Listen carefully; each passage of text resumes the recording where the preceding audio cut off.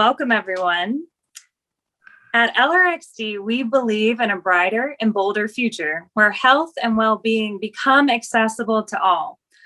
Our digital talk series, Take Care Tuesday, is focused on giving us all a deeper dive into some of the practices, opinions, and valuable advice from some of the top thinkers in creativity, health and wellness, futurism, and social activism, all who share our same mission of health and happiness. This week, I'm so excited to be having a conversation with Rick Robinson. Rick has always been taken by shapes and icons and the power of color in public spaces. This instinct led him to a career in the out-of-home media business and also that of a sculptor. This past election cycle, it all came together, inspired by the abundance of fist stencils in Hollywood after the demonstrations last summer. It manifested into a national poster campaign in support of a nonprofit driven to register voters. I would love to just start with hearing your background and just seeing some of your portfolio. I know that you've pulled together a little bit of a slideshow for us, and I'd love to just start with that. All right. Well, great. Well, thank you, Sarah. Appreciate being here, and thank you, LRXD, and everybody out there listening, whomever that might be. This is a special treat to be able to tell my story, so to speak. So, yield signs, color, shape, motion. That was always something that I just wondered, like, why does this need to be red? Why is it a triangle? How does everybody know that? How do these common symbols become accepted messaging? And then, as a kid, all the album cover art, that signaled so many things, the type of typography, the colors, the composition of it all, the symbols within it. And so it's always fascinated me. And then also just American consumerism, just the pop culture of it all, especially going back to the post-war era, big, bold images, these expressions. And so this was always just sort of brewing in my head. And then I learned later that this was a human condition, like marking space and leaving shapes was instinctive and inherent. And it was part of our human existence, really going back in time, centuries and millennia. And so I couple that with the fact that I grew up welding and cutting steel, and I worked in a steel mill after high school. So this all came to life in my artwork. So this is just a shot from my studio from last year, I think it was, or the year before. So you can see steel cutout shapes, color, the sketches of the patterns. And when this, manifested or matured, it became more refined into these kind of shapes. So these are about 6 foot each. They're on the wall of a big gallery. And, you can see the progression. And then the use of color, the back of these are painted with fluorescent paint. So the white wall bounces the color. Again, so the primitive shapes, the use of icons, color, and then repetition became kind of a fetish, the same shape over and over again, really using bold components. This is polymer and pigment and fluorescent paint on the back of these. You can see it all dripped on the floor. Experimenting with different materials. This is wood and nature, and just how that impacts the essence of the message, and then ultimately ending up, in some cases on big billboards, which was a natural progression. So that's sort of where, that's my journey as an artist, right? That's the voice I found. And it really goes back to that yield sign. Like, why do these shapes mean things? How do they imply a message to the public? Why is this universal and understood? And then, how do you work with that as a raw material? So I don't know, Sarah, if you wanted to stop here, or I could go into the Pink Fist campaign. Like, yeah. Why don't you just keep sharing? But I'll guide you in. There's a question that came in this morning. Actually, I got an email from Mark Herring, and I think it really feeds nicely into one of the first questions that I had for you in terms of the maturation of your Pink Fist series. Mhm. And, I wanted to talk to you, can you talk to us about how your inspiration from this icon merged into the nonprofit that you've, been supporting, the Vote As If, helping to register voters? And how does your, as an activist artist, how do you work with, the crowds that may feel alienated by the work, and the people who really may need to listen to the message, that message that you're saying is universal, Sure. and yeah. That's loaded. I mean, I think I can tell the story of how this merged into a nonprofit. I'll continue with the deck because this kind of tells the story. Great. And then I'll talk about how we deal with the different audiences, because since this became a very public image, there was a lot of feedback, right? Right. People loved it. Some people reacted very strongly. I didn't know the color pink was such a trigger. And clearly the symbol of the fist is a trigger. So let me dive into that real fast. So, this past summer, the demonstrations hit all over the US, all over the world. Actually, I think the demonstrations with the placards was the largest media campaign ever, even though it was totally unauthorized and illegal in some places. But driving one early morning on Melrose, I saw all these stencils of fists, and there were dozens and dozens of them of different sizes and shapes. And it just struck me that had become the icon or the brand logo in some way of what was going on. And, it's a very defiant symbol. It's fierce, it's determined, it's very loaded. And the first thing I thought about was like, how do these young people know about John Carlos and Tommy Smith in the '68 Olympics? That was 50 plus years ago. And Right. somehow, it went from here to here, right? And so I thought, okay, I'll go to my studio and I'm going to make my own fist. So I did my little shape of a fist.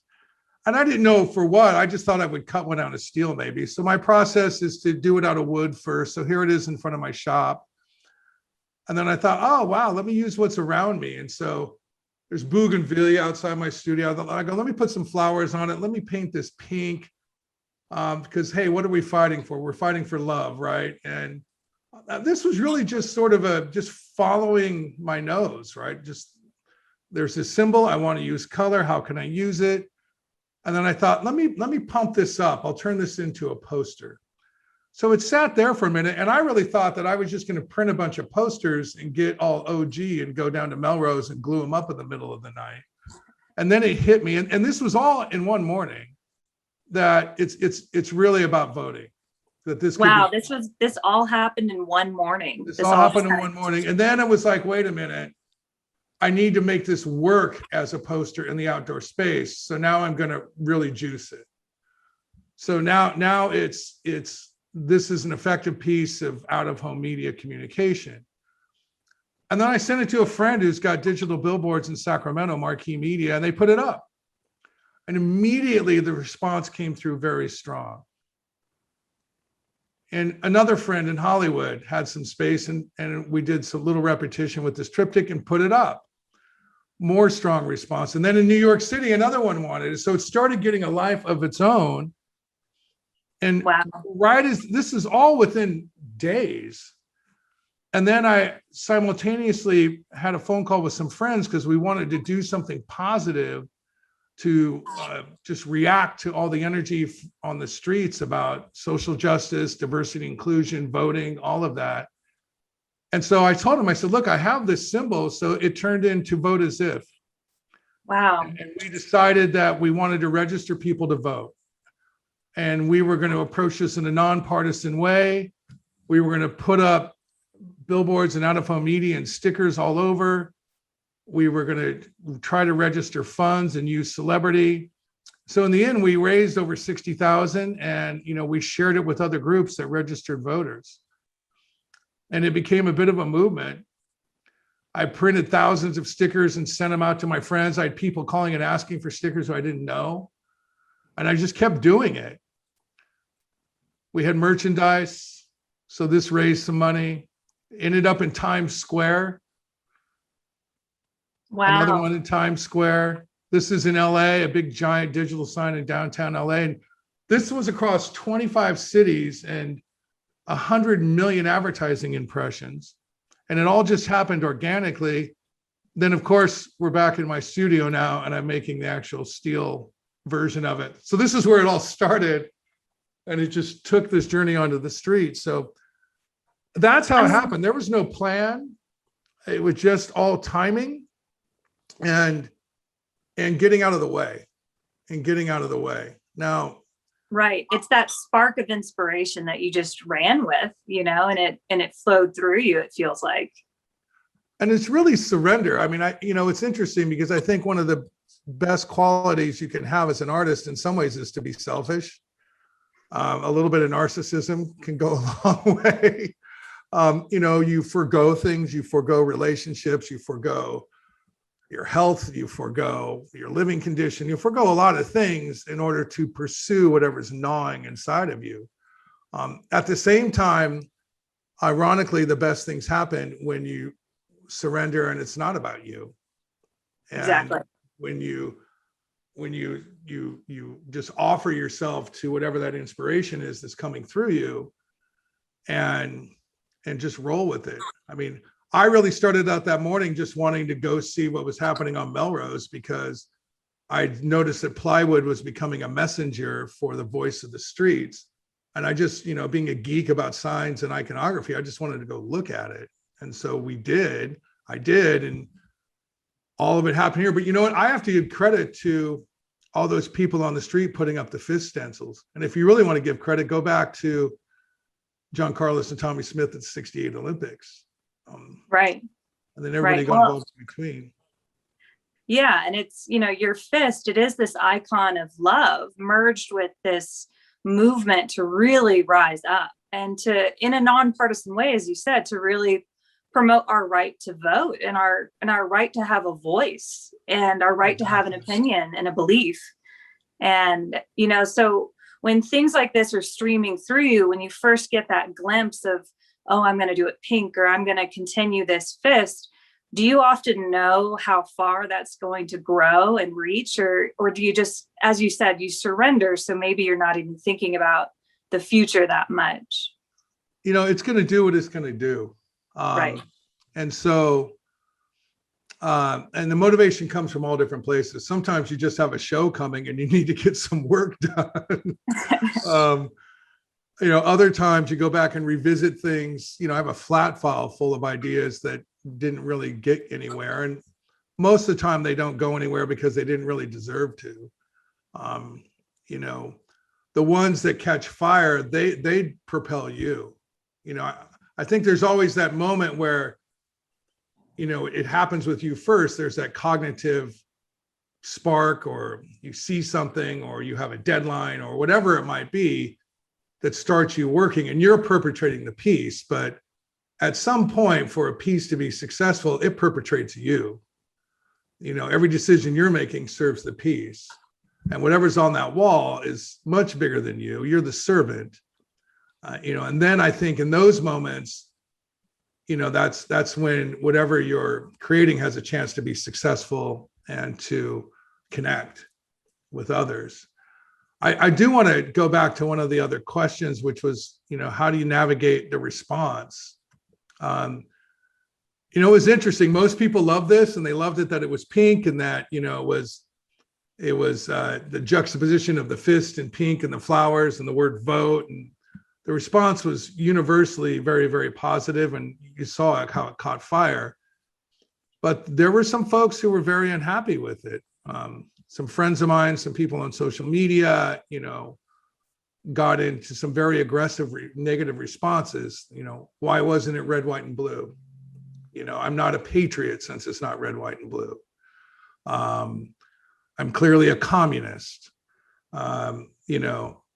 That was interesting to me because I was like, okay, I've spent 35 years of my life in the billboard business, putting up advertising, and I'm a communist. Right. Maybe so. So, clearly that struck a nerve. The one person who got really upset that it wasn't red, white, and blue, it's like, look, I'll send you the file. You can make it red, white, and blue, and spend thousands of dollars of your money printing posters. Have at it. Yeah. So I welcome all feedback. I think it sparked the conversation. And I know that sounds like a cliche, but look, in the end, I was just responding to everything around me and using the voice and tools that I've developed over time. And that's also includes, making the shape, turning it into a poster, and then using access to out-of-home media to get it live on the street. Right. And it's that focus goes back to, we can never please everyone. And that's never the point, I think, as an artist, especially when something's really just moving through you.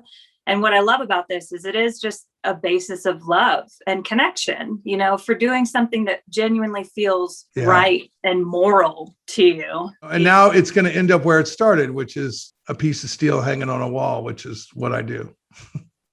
That's great. That's great. The question that we like to close with for all our guests is, if you were to give us all a piece of advice, an action step that we can take to make the world a healthier and happier place tomorrow, what would be your insight and your advice on that? Oh, gosh. So that's an easy one. Super easy. Yeah. When I see things go well, and when I see people positive and healthy and happy and, well, living a life that you could be described as having well-being, all the things that you're about here. What I notice is that ultimately it's because it wasn't about you, right? And it wasn't for you.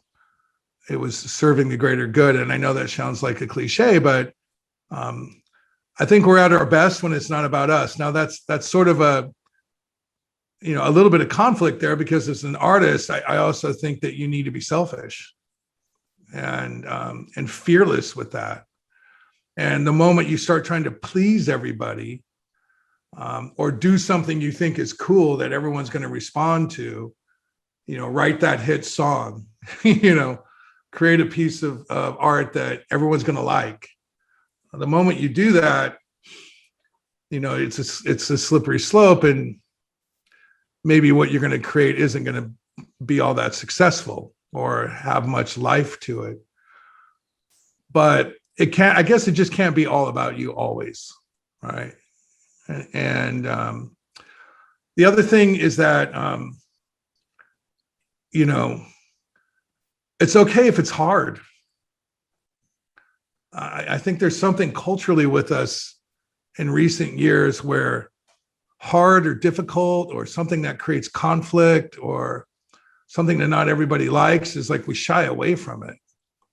We don't want anybody upset. We don't want anybody unsure or rubbed maybe the wrong way. And I think if you're coming from a genuine place and you're authentic with your heart, it's okay if it's hard. It's okay if it's hard on you. It's okay if it's a little bit hard on others. It's okay if there's some conflict, if it's a little messy. Humans are messy. And we seem to be in this place where we want to create, this perfect selfie of life. And it's just, it's a fool's errand. I mean, it's never going to happen. And I think we've proven that even if you get close to it, it doesn't do much for you. And so in the end, if it's not about you, it's probably a good thing. But it's okay to be a little bit selfish about that. I don't know. Does that make any sense? It does. It does. I mean, and what I hear in that, just to reflect back, is just a healthy detachment from an outcome, and recognizing that, creative pursuits are difficult, and they're difficult for a reason, because they're genuine, and they, it wouldn't be special and authentic to you and meaningful if it wasn't, to some degree, created some friction for you to put out there. Otherwise everybody would just be copying and doing the same thing over and over. So a creative endeavor it's such a upheaval in a lot of ways, but it brings people together, because it's like you're speaking a language to the heart, and to something, bigger than yourself, as you're saying. So I really appreciate that. Yeah. And it's, that's why creative people are special. in some ways.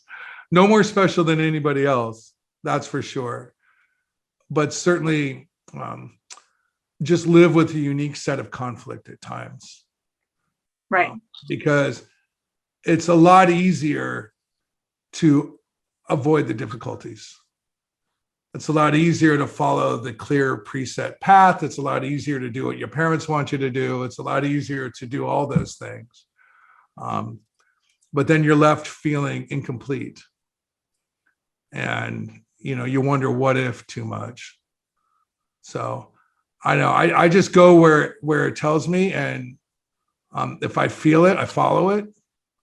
And, I try to be very polite along the way as best I can, but I don't always succeed with that. Well, I know all of us at LRXD, we're super happy to have you on our show and just to connect with you. And I'd love for you to just tell us where, tell the audience, tell us where we can find you, connect with you, Instagram or websites. What's the best place for you? Oh, sure. Thank you. At Primitive Pop LA, Primitive POP LA, at Primitive Pop LA is Instagram, primitivepop.net is the website. And that's where you'll see my work.